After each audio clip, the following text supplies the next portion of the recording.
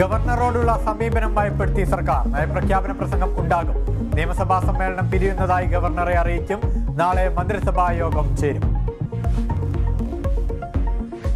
സജി ചെറിയാന്റെ രണ്ടാം മന്ത്രിസഭാ പ്രവേശനം ഇന്ന്.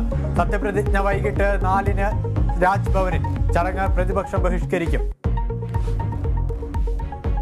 സംസ്ഥാനത്ത് നഴ്സുമാർ സമരത്തിലേക്ക്. സ്വകാര്യ നഴ്സുമാരുടെ ദിവസവേതനം 1500 രൂപയാക്കണമെന്ന ആവശ്യം. തൃശൂരിൽ നാളെ സൂചനാ പണിമുടക്ക്. തീരുമാനം ലേബർ ഓഫീസറുമായി നടത്തിയ ചർച്ച പരാജയപ്പെട്ടതോടെ. സംസ്ഥാന സ്കൂൾ കലോത്സവം 2ാം ദിനം. വേദികളിൽ ഒപ്പന, നാടോടി നൃത്തം തുടങ്ങിയ ജനപ്രിയ ഇനങ്ങൾ.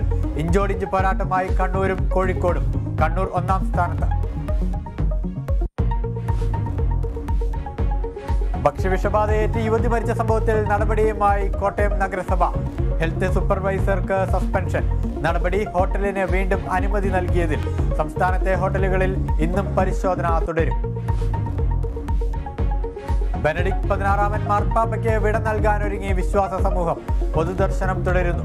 സംസ്കാരം നാളെ വത്തിക്കാൻ സെന്റ് പീറ്റേഴ്സ് സ്ക്വയറിൽ. ഫ്രാൻസിസ് മാർപ്പാപ്പ നേതൃത്വം നൽകും.